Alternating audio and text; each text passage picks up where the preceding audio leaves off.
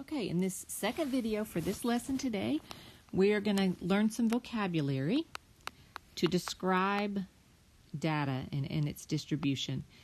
We have three different representations here, which I love that they did. We have the same data displayed in a dot plot, then in a histogram, and then in a box and whisker plot. And you guys know about all three of these now.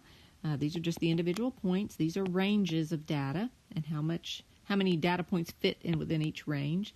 And then here we needed our five important points, our median, Q1, Q3, minimum, and maximum. So this distribution here we call a symmetric distribution. It's symmetric just means it looks similar on one side as it does on the other side. The mean is equal to the median. So they're right there both in the middle. The mean is equal to the median. And then there's a vertical line of symmetry, kind of like when we used to do parabolas. There's a line of symmetry kind of down the middle. Maybe not exactly, but very close to it. And we also call this a bell-shaped distribution. It has a dot plot that takes the form of a bell. Looks kind of like a bell. You know what a bell looks like, right? Like that. So that's kind of what our data looks like. And most of the data is clustered near the center, and then there's fewer points farther from the center. So it starts really tall in the middle, and then it gets shorter, shorter, shorter, shorter, shorter, shorter. It looks kind of like Darth Vader's helmet. But anyway, that's what a bell-shaped distribution is. All right, then we have something called a skewed distribution. Skewed means it's shifted to one side or the other. And this is the same data in three different forms, but you can see how it's kind of shifted in this direction. There's more data over here than there is over here.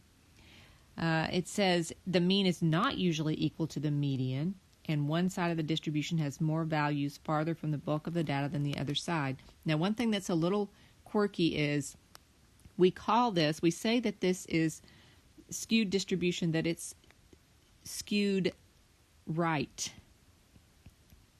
I know that sounds strange, but it has to do with the tail of the distribution.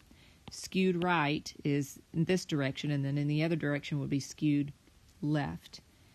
Okay, and then a uniform distribution, we saw one a minute ago, it looks like this.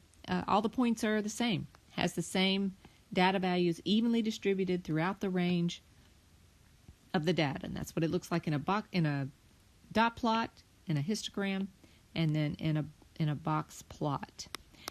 It's interesting that it looks like a rectangle. The histogram looks like a rectangle. That's how we can recognize that it's a uniform distribution. All right, I hope you do well on the exercises today. I'll be putting those grades in the grade books, and I hope to see you guys soon.